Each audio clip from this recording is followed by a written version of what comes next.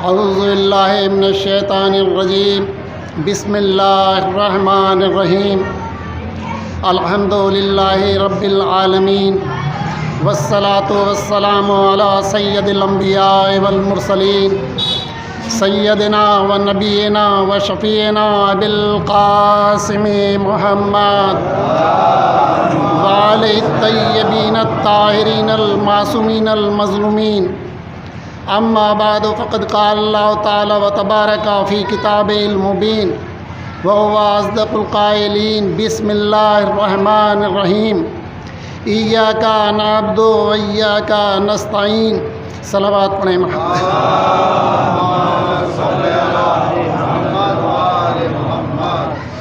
عزاداران امام مظلوم کربلا، میں نے جس آیہ کریمہ کی تلاوت کی ہے یہ سورہ حمد کا جز ہے۔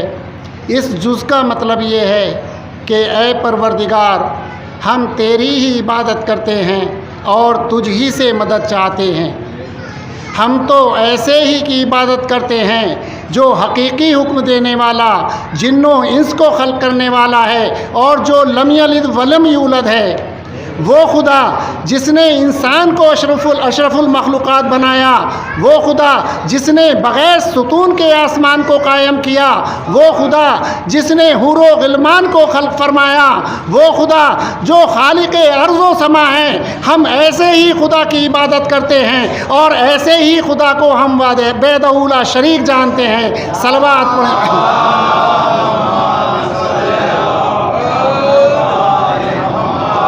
اور جب ہم نے اس خدا کے بارے میں معلوم کیا، دیکھا، تو ہمیں معلوم ہوا 3 الفاظ ہمیں اس خدا کے بارے میں ملے۔ پہلا لفظ معدوم، دوسرا ممکن، تیسرا موجود۔ معدوم کے معنی یہ ہوتے ہیں کہ وہ نہ تھا، نہ ہے، نہ رہے گا۔ ممکن کے معنی یہ ہوتے ہیں کہ وہ پہلے نہیں تھا، اب ہو گیا، بعد میں نہیں رہے گا۔ موجود کے معنی یہ ہوتے ہیں کہ وہ پہلے بھی تھا اور اب بھی ہے اور بعد میں بھی رہے گا، یعنی وہ ماضی میں بھی تھا، حال میں بھی ہے اور مستقبل میں بھی رہے گا۔ صلوات پڑھیں محمد۔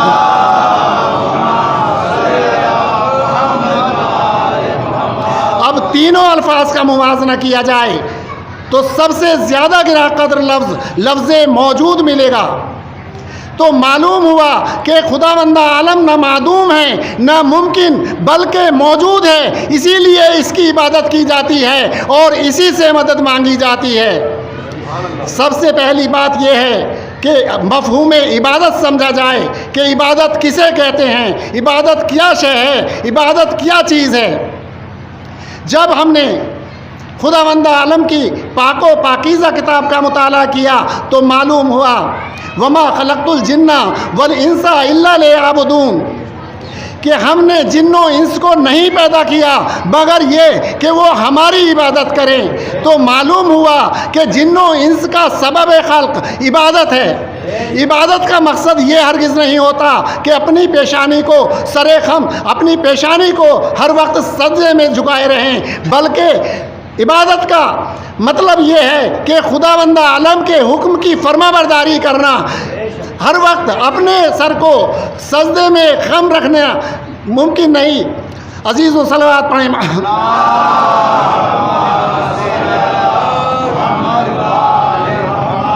تو معلوم ہوا کہ خداوند عالم کے حکم کی فرما برداری کرنا ہی عبادت ہے۔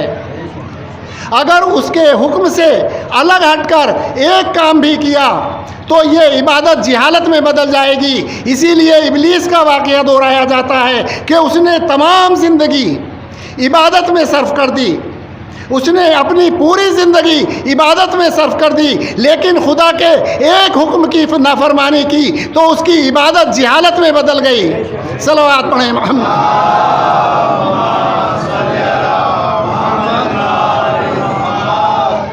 تو اب ہمیں عبادت کا مفہوم سمجھ میں آ گیا۔ اگر عبادت کا سلیقہ سیکھنا ہے تو در اہل بیت پر آئیے، ہمیں معلوم ہوگا کہ ان کی ایک ایک لمحہ، ان کی زندگی کا ایک ایک لمحہ عبادت میں صرف ہوا، ان کا پوری زندگی عبادت میں صرف ہوئی۔ اسی لیے تو خداوند عالم نے کہا کہ اطاعت کرو اللہ کی، اس کے رسول کی اور صاحبان امر کی۔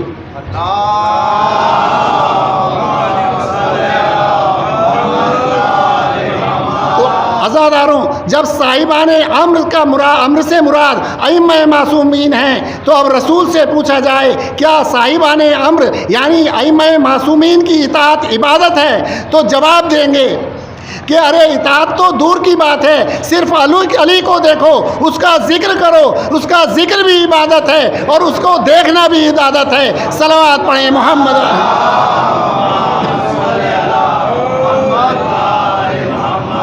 کون علی؟ وہ علی جس کا سونا بھی عبادت ہے، جاگنا بھی عبادت ہے، جو شوہر بطول ہے، جو خیبر کشا ہے، جو مسجد میں ولادت ہوئی، جس کی ولادت کعبے میں ہوئی اور شہادت مسجد میں ہوئی۔ مختصراً یہ کہہ دوں کہ اگر یہ علی نہ ہوتے تو کل کفر ہوتا، کل ایمان نہ ہوتا۔ اگر یہ علی نہ ہوتے تو شب ہجرت رسول کی جان کے لالے پڑ جاتے۔ اگر یہ علی نہ ہوتے تو عمر جیسے قاتل کو مسمار کرنے والا نہ ہوتا۔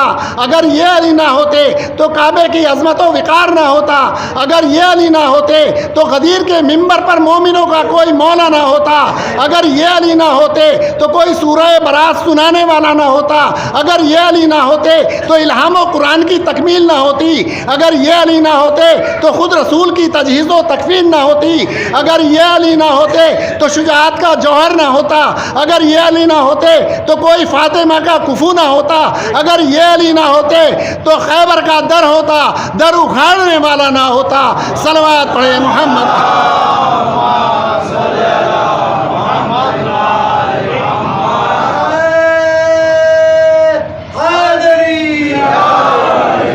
تو اب ہمیں معلوم ہوا کہ اہل بیت کی پوری زندگی عبادت میں صرف ہوئی۔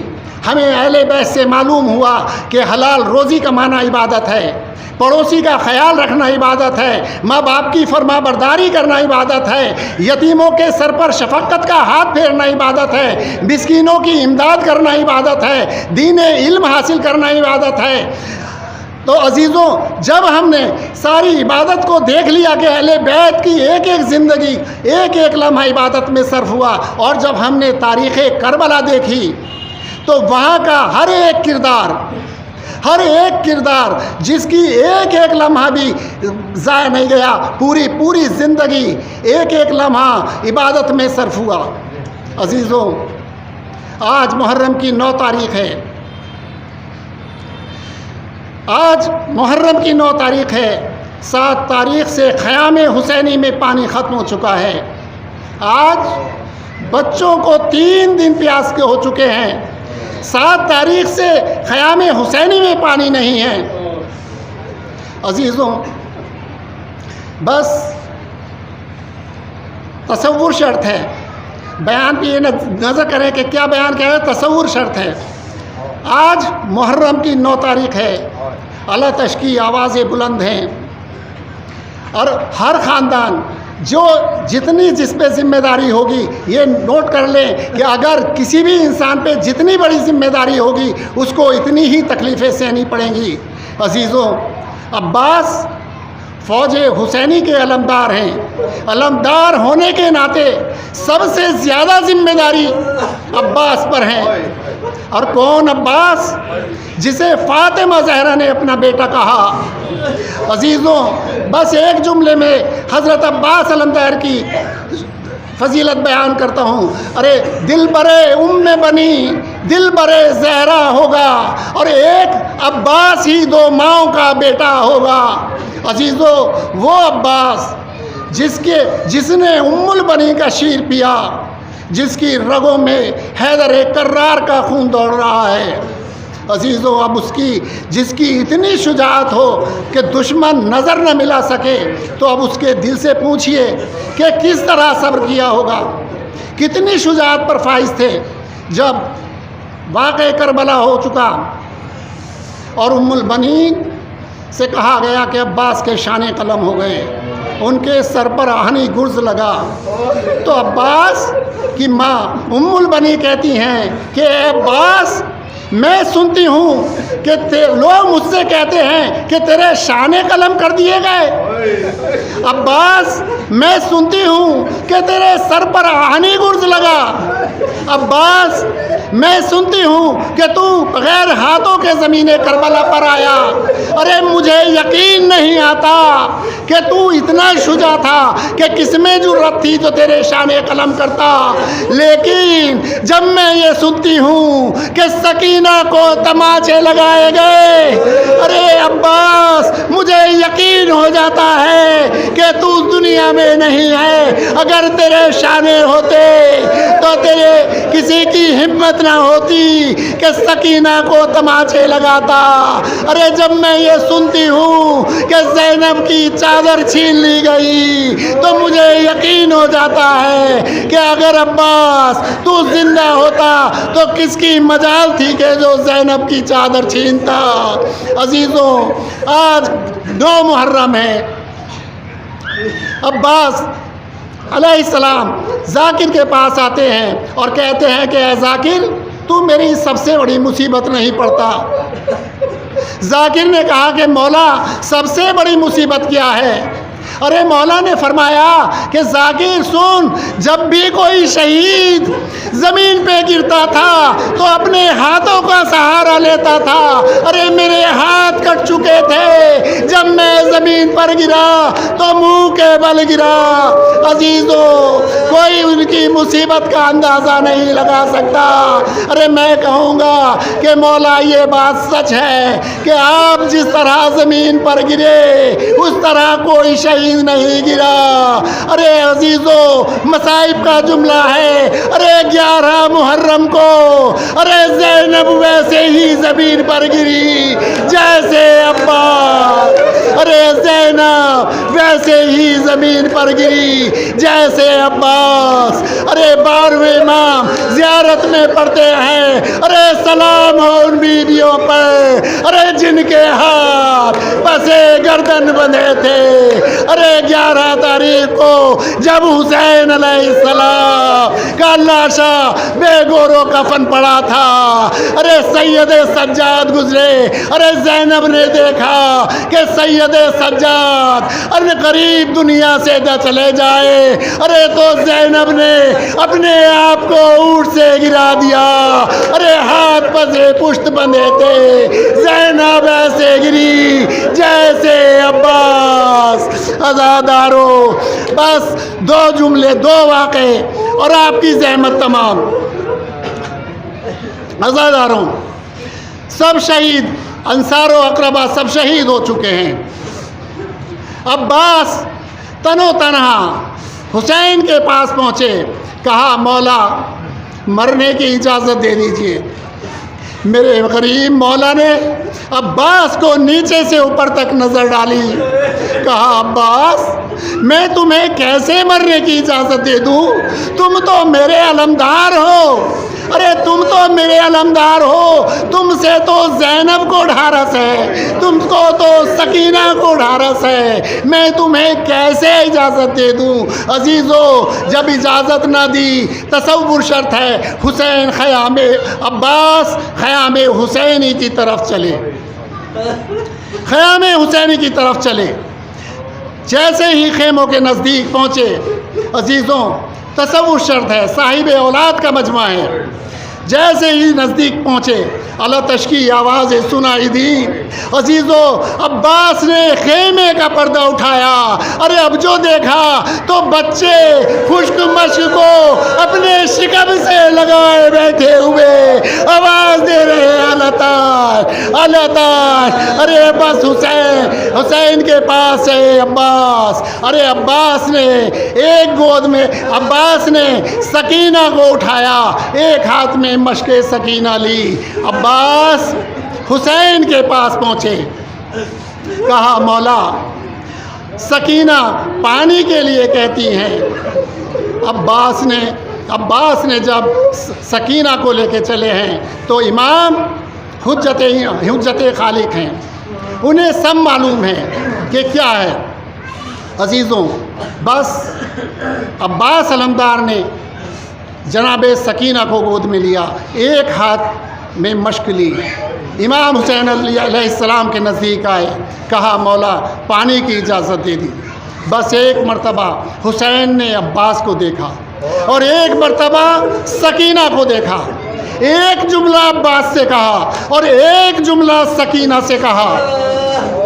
عباس سے کہا کہ جاؤ، میں نے تمہیں اجازت دی، پانی کی سبیل کرو۔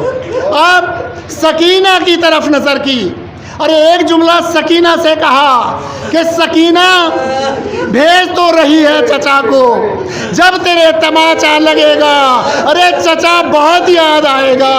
عزیزو، جب 11 محرم کو راہ کوفہ و شام میں سکینہ کو تماچے لگے، ارے سکینہ نے کبھی بابا کو پکارا اور کبھی کہا چچا پانی نہ لائیے، ارے چچا پانی نہ لائیے، ارے آئیے چچا ان ظالموں سے چھٹائیے۔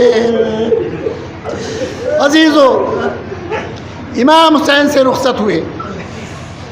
آخری روایت، امام حسین سے عباس رخصت ہوئے، چلے۔ مجھے پوری تفصیل سے بیان نہیں کرنا، صرف مختصراً عباس چلے۔ اب عباس کا وہ جرأت ہے کہ نہر کے چاروں طرف 4000 کا لشکر ہے جو پیرے پر کھڑا ہے۔ عباس کی شجاعت وہ ہے کہ جسے دیکھ کر اشقیاء کی کسی بھی ہمت یہ نہ ہوئی کہ عباس کو ٹوک دے کہ عباس کہاں جا رہے ہو۔ عباس چلے، نہر میں پہنچے، مشکیزہ بھرا، اب پانی چلو میں لیا، لیکن پیاسوں کی پیاس یاد آئی، عباس نے چلو کا پانی نہر فرات پہ ڈال دیا۔ اب چلے، چاروں طرف سے بارش ہونے لگی، کہیں سے تیر برس رہے تھے، کہیں سے تلوار۔ عزیزو، ایک تلوار پڑی، عباس کا شانہ قلم ہو گیا، عباس نے علم دوسرے ہاتھ میں لیا، دوسرا شانہ قلم ہوا، عباس نے مشق سکینہ دانتوں سے دبائی۔ عزیزو، تیروں کی بارش ہو رہی تھی، ہرملا کا تیر چلا، ارے تیر مشق سکینہ میں پیوست ہو گیا، پانی بہنے لگا۔ عباس کی زبان سے ایک آواز نکلی، ارے آس ٹوٹ گئی، آس ٹوٹ گئی۔ آواز دی، مولا میرا آخری سلام لیجئے۔ عباس نے آواز دی، مولا میرا آخری سلام لیجئے۔ ارے حسین چلے۔ عزیزوں، عباس میں اور حسین میں 20 سال سے زیادہ کا فرق ہے۔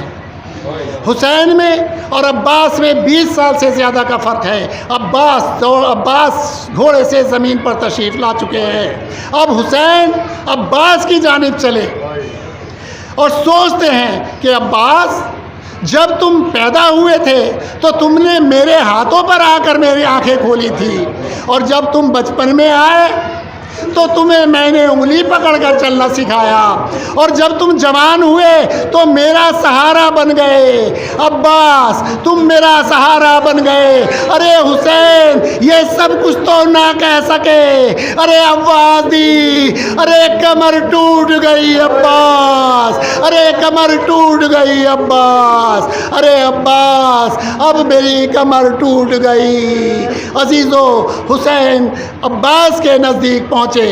عباس نے کہا کہ مولا، میں جب آیا تھا، دنیا میں آیا تھا، جب بھی آپ کی زیارت کی تھی، اب چاہتا ہوں کہ جب دنیا سے جاؤں تو آپ کی زیارت کروں، لیکن میری ایک آنکھ میں تیر ہے اور ایک آنکھ خون سے بھری ہے۔ مولا، اگر زحمت نہ ہو تو اپنی ابا سے میری آنکھ کا خون صاف کر دیجئے۔ عزیزو، حسین نے ابا کا دامن لیا، ارے حسین کی آنکھ صاف کی، ارے کہا اب مولا میرا آخری سلام، لیکن میری وصیت ہے کہ میرا لاشا حسین، میرا لاشا خیمے میں نہ لے کے جائیے گا۔ عزیزو، عباس نے وصیت کی اور روح پرواز کر گئی۔ عزیزو، اب حسین نے عباس کو خدا حافظ کہا اور علم لے کر خیام حسینی کی طرف چلنا شروع کیا۔ علم دھیرے دھیرے آہستہ آہستہ خیام حسینی کی طرف بڑھ رہا ہے۔ ارے بچوں نے دیکھا کہ علم آ رہا ہے، ارے تمام بچے ارے اپنے کوزے لے کر خیمے کے دروازوں پہ آ گئے۔ اب جب دیکھا کہ علم حسین لا رہے ہیں، کسی کی جرأت نہیں ہو رہی کہ حسین سے پوچھے کہ چچا کہاں ہے۔ ارے بچے آپس میں کہہ رہے ہیں کہ چچا نہر پہ لڑ رہے ہوں گے، ارے چچا ابھی مشک میں پانی لا رہے ہوں گے۔ عزیزو حسین پہنچے۔ اب حسین سے یہ نہیں کہا جاتا کہ عباس مارے گئے، ارے بس حسین عباس کے خیمے میں گئے، ارے عباس کے خیمے کا ستون گرا دیا، ارے گر گیا عباس کا خیمہ۔ ارے زینب نے سنا، ارے عباس گر گیا عباس کا خیمہ۔ ارے حسین نے آواز لگائی، ارے بچوں اب صاحب خیمہ نہ رہا، اب صاحب خیمہ نہ رہا۔ ارے زینب چلی، ارے زینب نے بچوں کو بلایا، ارے بیویوں کو بلایا، ارے کہا ارے بچوں ارے بیویوں چادر چھننے کا وقت قریب ہے، ارے اسیر بننے کا وقت قریب ہے۔